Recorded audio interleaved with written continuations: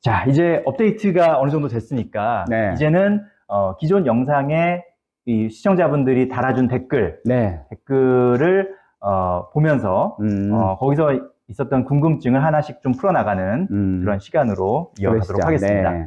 자, 일단은 댓글 질문 중에 첫 번째로 저희가 살펴볼 게 이제 공소시효에 대한 의견이 상당히 분분했어요. 네. 그래서 어떤 분은 이게 공소시효가 이게 행정 편의만을 위한 것 아니냐. 네. 아니 그 피해자는 전혀 용서를 안 하고 있는데 어떻게 죄가 없어질 수 있냐. 네. 이렇게 이제 좀 분노하는 그런 분위기의 댓글들이 좀 많이 달렸고요. 그래요?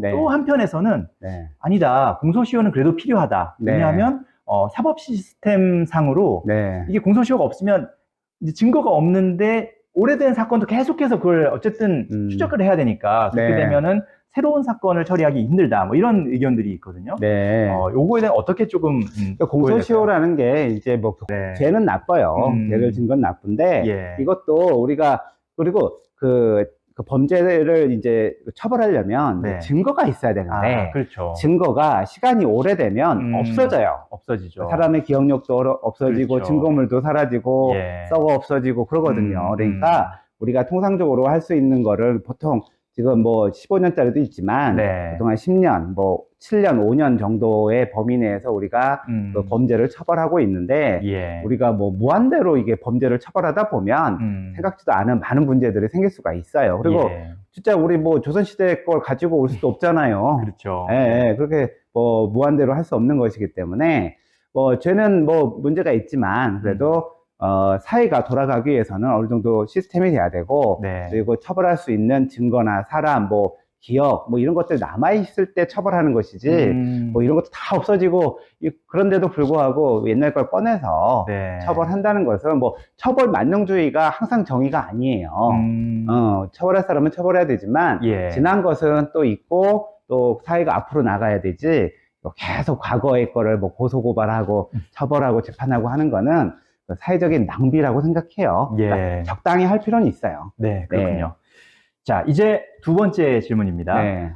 친족 간에 이렇게 법정 싸움이 생겨도 유류분 상속이 되나요? 라는 질문이거든요. 유류분 상속인이면 돼요. 그러니까 지금 유류분을 받을 수 있는 사람은 직계 존비속, 그다음에 배우자, 형제 자매까지만 가능해요. 이런 사람들이 상속인 결격 사유가 생기지 않는 한은 뭐 이런 범죄 가지고는 돼요. 그러니까 상속인 결격 사유는 딱 두 가지예요. 하나는 상속인을 해야 하는 거예요. 상속인을 때려서 다치거나 죽이거나 다른 상속인을 못 받게 하려고. 그다음에 또 하나는 뭐 유언장을 위조하거나 변조하거나 그렇게 행사해서 그런 거를 할 때 두 가지가 상속인 결격 사유로 돼 있어요. 그래서 두 가지로 형사처벌을 받는 거 외에는 그 유류분을 받을 수가 있어요. 직계 존비속, 배우자, 형제 자매는. 그러니까 여기서 뭐 내가 횡령을 했다. 형이 횡령을 해도 나중에 뭐 다른 상속인들이 없으면 유류분 청구를 할 수가 있어요. 그렇군요. 때린 거나 죽인 게 아니라 횡령이었으니까. 횡령이니까.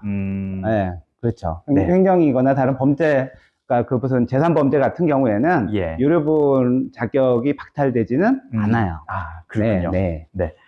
자, 이제 세 번째 질문입니다. 사실 어떻게 보면 저도 되게 궁금했던 부분이긴 한데 어쨌든 앞서서 설명드렸던 것처럼 대질조사 중에 아버지가 박송 씨를 폭행을 했단 말입니다. 이런 경우에는 처벌이 가능한지? 처벌 받죠. 왜냐면은 일단은 뭐 이렇게 근데 자식이 부모를 때리면 존속폭행이라서 더 가중처벌을 받아요. 그다음에 부모가 자식을 때려도 처벌을 받아요. 그렇군요. 근데 이제 뭐 어렸을 때 부모가 애들 때리잖아요. 이렇게 잘 크라고. 요거는 이제 정당한 행위라고 해서 그거는 위법성 조각사회 좀 형법 교과서 나온 얘기지만 그거는 이제 사회적으로 상당한 행위, 그러니까 위법성이 없다. 그래서 이제 그런 거는 처벌받지 않지만 이것처럼 조사받으러 나와서 뭐 아들을 뭐 발로 깐 거가 조인트 깠나 봐요. 조인트 까고 때리고 욕하고 이런 것들은 처벌을 받을 수가 있어요. 이거는 지금 박송 씨가 어리지 않잖아요. 그렇죠. 50대죠. 50대인데 아버지가 훈육을 목적으로 때렸을 것 같지는 않아요. 일단 그런 훈육을 할 나이는 지났고 지금은 아버지는 형의 편에 서서 지금 얘기를 해주는 사람이고, 지금 박송 씨는 이제 피해자인데, 그렇죠. 아버지가 볼 때는 그 이제 균형을 어떻게 잡는지 모르겠지만, 예. 균형추가 큰 형한테 가 있는 것 같아요. 그러니까 작은 애가 이 돈 좀 벌었다고 예를 들어서 네. 우리가 볼 때 어마어마한 돈인데 그렇죠. 조금 더 가져가는 건 이해할 텐데 어마어마한 돈을 빼돌려서 뭐 그렇게, 왜냐하면 박송 씨가 번 건 맞잖아요. 그렇죠. 옆에 도와준 거는 맞지만, 예. 근데 뭐 아버지 입장에서는 형이 더 우선이고 이 작은 놈이 돈 좀 벌었다고 그 돈 좀 형이 좀 썼다고 이걸 가지고 고소하고 뭐 하냐, 네. 뭐 이런 생각을 하시는 거 아닌가라는 생각이 들어요. 예. 예. 근데 이제 그렇다 하더라도 뭐 지금 다 큰 자식을 뭐 가르치려고 훈육하려고 때렸을 거라고 보이진 않아요. 네. 그래서 이거는 폭행죄로 처벌을 받는데, 폭행이라면 나중에 뭐 박송 씨가 처벌을 원하지 않는다면 처벌을 받지 않을 텐데, 예. 진단서를 내는 경우, 네. 그럼 상해죄가 되면 예. 그거는 이제 처벌을 원하지 않더라도 처벌할 수 있어요. 진단서를 내냐 안 내느냐도 되게 중요하죠. 중요한, 네. 단순 폭행이냐 상해죄냐 이렇게 그렇지. 폭행이면 처벌 불원서를 내면은 처벌하지 않는데, 뭐 이제 박송 씨도 나도 하나, 아버지도 이제 뭐 벌금 나오든지 뭐 재판 받아봐 그러면 진단서를 내면 돼요. 그렇군요. 진단서를 냈는지 안 냈는지는 잘 모르겠네요. 네네. 예. 자, 그리고 그 다음 질문은 앞서서 이제 언급이 됐던 역시 친족 상도례 관련 규정. 이 친족 상도례 규정에 대해서 많은 분들이 분노를 하셨어요. 이제 아버지가 이제 그걸 약간 악용하는 것처럼 이제 비춰지다 보니까 많은 시청자분들이 이제 친족 상도례 같은 규정은 없어져야 된다 이렇게 또 극단적인 또 생각을 하시는 분 계시는데 이 부분은 또 어떻게 봐야 될까요? 그 아버지가 자기가 횡령했다고 해도 일종의 그건 자백이라고 할 수 있잖아요. 내가 했다. 근데 자백을 하려면은 자백만으로는 처벌 못해요. 자백과 이를 뒷받침할 수 있는 보강 증거가 있어야 돼요. 무조건 내가 잘못했다, 뭐 제가 잘못 안 해도 뭐 내가 사람 죽였다, 그러면은 내가 사람을 죽인 시체가 있어야 돼. 예를 들어서 그 말만으로는 안 돼요. 그러니까 아버지가 내가 횡령했다, 내가 100억 횡령했다 이렇다고 해서 그 횡령죄가 아버지한테 적용돼서 형면죄가 되는 것이 아니라 100억을 했으면 그러면 그 증거가 있어야 될 거 아니에요. 기록들이 있겠, 뭐 출금했거나, 내가 출금했거나, 인터넷 뱅킹하고, 뭐 그걸 관리하면서 이렇게 삥땅하고 이런 것들이 나와야 되는데 말만 가지고는 안 돼요. 아버지의 마음은 알겠지만 말만 가지고 자기가 그 아들의 죄, 자기 큰아들의 죄를 가져올 수가 절대로 없어요. 그런데 아무튼 이제 친족상도례라는 걸 이용하기 위해서 이렇게 말씀을 하시는 것 같은데 그거 마음대로 안 되고요. 그다음에 친족상도례는 여기 1953년도부터, 그러니까 우리 형법이 만들어진 때로부터 이제 계속 온 거고, 그 사이에 우리 사회가 발전하고 또 가족 구성이 변했잖아요.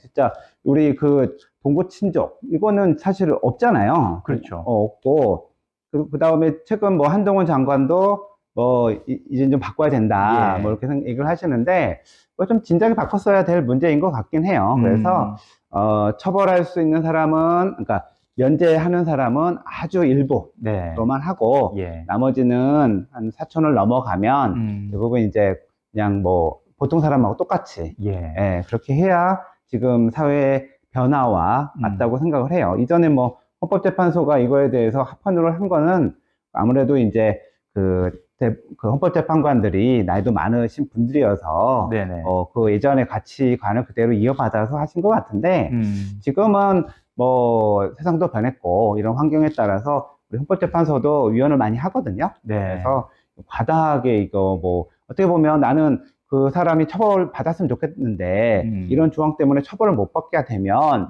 그 사람의 재산권이라든가 우리 재산권은 우리 헌법에서는 그 아주 중요한 권리거든요. 이런 거를 뭐 행사하지 못하게 내 재산을 침해했는데도 처벌을 못하니까, 그래서 하게 되면 뭐 위헌도 충분히 나올 수 있다고 생각해요. 결국은 국회에서 빨리 법을 바꿔서 친고죄 이런 것들도 시대에 맞게 개정해야 된다고 생각합니다. 그렇군요. 이런 게 또 어떤 한 계기가 돼서 좀 더 시대의 변화에 맞는 그런 법 개정이 또 이루어지는 그런 모습이 나타날 수도 있겠네요.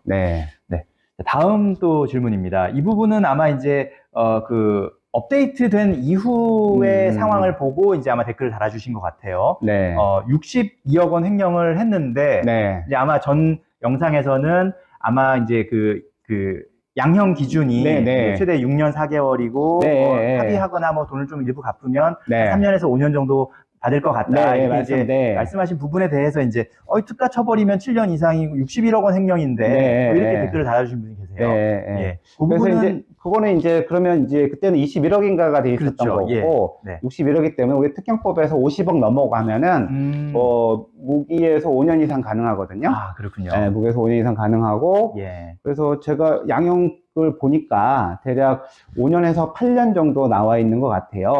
네, 그래서 제 생각에는 가족관계 고려하면은 대략 한 6, 7년 정도 이상은 나오지 않을까라고 네. 생각하고, 또 특경법에 걸리면 벌금도 병과될 수 있어요. 아, 그렇군요. 네, 그래서 자기가 횡령한 돈의 또 상당액이 벌금으로 부과가 되면 아마 양형도 한 7, 8년 정도 사시고 벌금도 부과가 되고 빨리 합의하시고 돈도 돌려주시는 게 본인이 양형을 낮추는데 도움은 되지만 아마 집행유예가 되거나 그럴 일은 없을 것 같습니다. 아, 그렇군요. 네.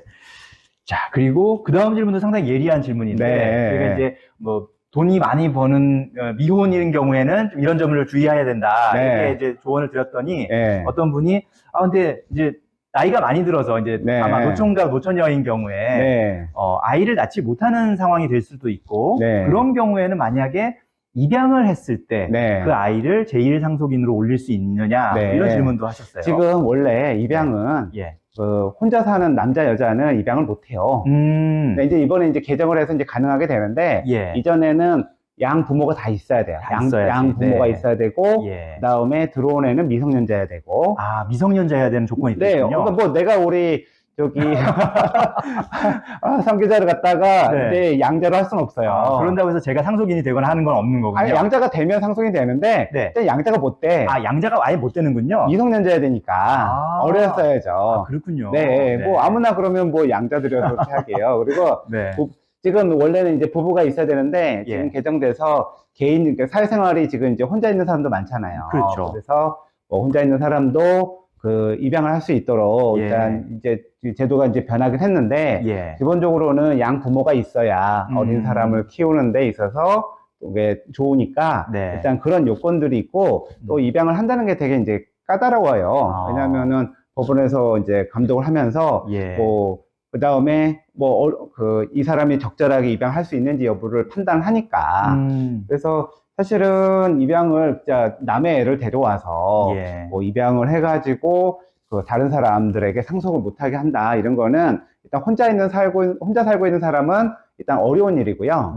거의 안 되는 일이라고 보시면 될 것 같고 그 다음에 제일 좋은 건 박성 씨도 그렇고 자기 애를 빨리 낳으면 돼요. 그렇죠. 이제 근데 이제 했으니까. 근데 이제 제가 말씀드렸지만 애를 낳아야 밑으로 내려가고 부모한테 안 올라가거든. 그러니까 아이를 낳아야 되는데 입양의 방법을 생각해 볼 수가 있어요. 그러니까 지금 박성 씨가 열심히 애를 만들고 있지 않을까 생각이 드는데 그래서 뭐 낳으면은 이제 저쪽은 망한 거죠. 계획이 완전히 망한 거죠. 애가 나오면은 이제 저 집 이제 부모하고 큰형네는 이제 망한 거야. 안 되는데 애를 낳으면 안 되는데 이렇게 그래서 결혼도 못 하게 하고 아마 내가 보기에는 박성 씨가 이렇게 바르게 살도록 더 강요했을 것 같아. 거기서 가서 애를 낳으면 어떡해. 그렇죠. 그러니까 항상 이렇게 여자를 만나면 항상 이제 어느 정도 못 나가게 하든지 또 애를 가지려고 막 둘이 술 마시면 막 데려가든지 막 옆에서 이제 야 너 들어가야지 건강관리 해야지 뭐 이렇게 열심히 박성 관리를 해주지 않았을까. 근데 박성 씨도 방송에서 과거에 사귀었던 여자친구 얘기를 하면서 거의 이제 되게 많이 사랑했는데 부모의 반대로 결혼하지 못했다. 그러니까 그건 웃긴 거예요. 이게 20살 넘어가면 자기가 연애해서 또 어떤 여자를 만나서 살든 이혼하든 그 사람의 결정권이지 부모가 하지 마라. 내가 보기엔 이 부모와 벌써 이렇게 지금 보니까 그냥 형수와 여기가 지금 박성 씨는 돈만 버는 사람이지 어디 감히 결혼을 해요. 감히 어떻게 애를 낳아. 이런 생각을 하지 않았을까. 그래서 뭐 이렇게 왜냐면은 결혼하면 방금 말씀드린 대로 돈이 다 아래로 가거든. 애를 낳는 순간부터. 그러면은 여기 있는 사람들은 이게 이제 너무 잃어버리는 게 많죠. 그렇죠. 그러니까 박성우 씨가 결혼하는 것도 싫고, 예. 여자 사귀는 것도 싫고, 그렇죠. 그러지 않았을까 싶어요. 네, 아마도 이제 뭐 이거는 하나의 추측입니다만 뭐 부모 입장이나 혹은 형도 있고 동생도 있는 걸로 알고 있는데 동생도 있어요. 그 가족들이 다 이제 아마 박수홍 씨의 어떤 그런 소득이나 그거에 사는데 경제력에 상당히 많이 의존되어 있는 상황인 것 같고 부모 입장에서는 둘째의 그런 경제적 능력을 최대한 이제 활용해서 해야죠. 우리 가족 집안 전체가 잘 돼야지. 잘 사는 걸 바라지 않았을까. 그러니까 뭐 그 작은 어차피 이제 결혼도 늦었으니까 너는 이제 돈만 벌고 희생하고 가족 전체가 잘 되면 뭐 손주들도 잘 되고 자기들도 편안하고 그래서 이렇게 보통 저 가족이 행복할 수 있는데 박성 씨가 생각을 바꿔 먹어가지고 막 횡령했네 고소하고 또 갑자기 결혼하고 나이 들어 결혼하고 뭐 애들까지 난다면 다른 사람들은 정말 절망스러운 거죠. 근데 이미 뭐 본인들이 가져간 게 그렇게 많다면 사실은 이제 좀 그 정도에서 이제 멈추든지 좀 아니면 서로 좀 나누든지 것 같은데 모르겠어요. 우리가 제3자 입장에서는 그렇게 보이는데 난 좀만 더 좋을 것 같은데. 그러니까요. 근데 뭐 아마 일단은 사람이 욕심이라는 게 한번 들어오면 못 내보내요. 왜냐하면 다시 들어올 일이 없거든 그 돈이. 그렇죠. 그러니까 죽어도 못 주는 거죠. 나중에 주더라도 아마 끝까지 저항하지 않을까 싶어요. 그렇군요. 자, 그리고 마지막 질문을 보면 형수의 이제 구속 여부를 판단할 때 어떤 해당 가정의 상황도 고려 요소에 들어가냐라는 그 질문이 있었어요. 그러니까 형은 구속 기소가 됐고 형수는 불구속 기소가 됐는데 이런 부분들이 결국은 어떤 한 가정의 이제 부부니까 그래서 이제 그게 반영이 된 거냐? 예전에 뭐 저도 영장 판사를 해봤어요. 했는데 보통 이제 검사들이 영장을 이제 그러니까 부부가 관여가 돼 있더라도 한 사람은 안 올려요. 검사 쪽에서 이미 이제 안 올리고 그렇군요. 이제 주된 행위를 한 이제 배우자를 올리고 왜냐면은 이제 이렇게 이제 부부간에 이제 범행을 하게 되면 주도하는 사람이 있거든요. 그렇죠. 주범이 있고 도와주는 거지. 뭐 둘 다 공동하게 할 수도 있지만 그 부분은 주된 행위를 하는 사람들. 그래서 보통은 남자를 구속하죠. 그다음에 여자는 가족들이 있으니 가족이 있고 이제 재판을 해서 재판에서도 또 선처를 받아요. 왜냐면은 몰아서 한 사람이 처벌받고 이 사람은 사실 도와준 사람이잖아요. 그런 부분이 있는 거군요. 그래서 어차피 이제 이 사람이 해서 같이 이제 도움을 받았겠지만 이 사람을 좀 도와주고 그랬을 때 그 도와주는 사람은 어차피 이 사람이 하니까 도와준 거라고 볼 수도 있기 때문에 이렇게 같이 재판을 받으면 그냥 한 사람은 엄하게 하고 한 사람은 좀 봐주고 뭐 이렇게 해서 양형을 좀 하는 경우들이 있어서 지금 뭐 누가 더 나쁘고 누가 더 했는지는 잘 모르겠지만 아마 뭐 가까운 형이 더 주도를 했겠죠. 그리고 형이 더 책임이 있겠죠. 그리고 배우자는 따라가는 사람이니까 그래서 아마 그쪽은 구속하지 않고 재판을 받게 되고 재판을 받더라도 아마 선처를 받을 가능성이 클 것 같아요. 그렇군요.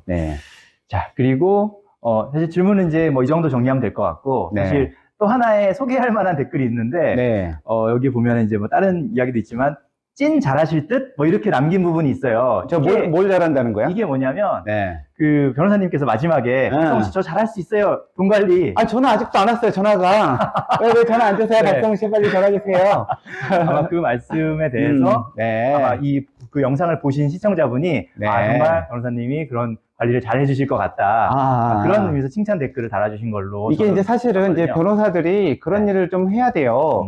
이제 대표적인 게 이제 상속재산 관리인도 있고 유언집행자도 있고 그다음에 송년후견인도 있는데 공적으로 돈을 관리하는 일들은 사실 변호사가 잘 해요. 왜냐하면 변호사는 잘못하다 제가 횡령으로 저기 감옥 가면 변호사 라이선스가 날라가요. 그렇군요. 절대로 뭐 딴 마음을 딴 짓 하면 내 평생 밥벌이 할 수 있는 이 면허가 없어져요. 그러니까 완전히 없어지는 건 아니지만 상당 기간 못 해요.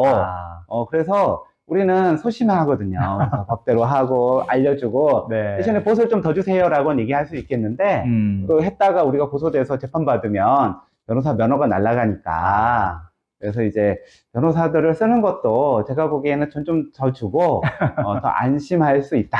이런 말씀을 드리고 싶어요. 알겠습니다. 자, 오늘 박송 씨 사건을 좀 업데이트도 하고 네. 또 시청자분들이 달아준 댓글도 다시 한번 좀 살펴봤는데 중요한 네. 댓글을 댓글 중에 혹시 질문 중에 좀 가장 좀 재밌었다, 괜찮았다라고 네. 생각되는 질문 하나를 꼽아주시면 저기 아까 좋은 아이디어인데 뭐지? 아기를 이제 입양해서 하겠다는 이런 생각을 하신 거는 네. 그분이 조금 뭘 아시는 분 같아요. 예. 예, 근데 실제로는 어려워요. 불가능하다고 말씀드릴 수 있고요. 네. 가장 좋은 거는 자기 애를 낳는 겁니다. 네. 예, 요새 애들 참 부족하잖아요. 그렇죠. 좀 애를 많이 낳고 애를 한 셋 낳으면은 한 세금으로 이렇게 허경 씨가 했지만은 한 1억 줬으면 좋겠어. 네. 예, 요새 정말 애기 소리 듣기 힘들어요. 그렇죠. 애기 소리 들으면 너무 기뻐요. 네. 예, 그래서 박송 씨 빨리 이것 때문에 힘드시지만 빨리 애 낳으세요. 빨리 애를 낳는 게 우리 박송 씨가 이기는 거예요. 네. 그리고 많이 낳으세요. 네.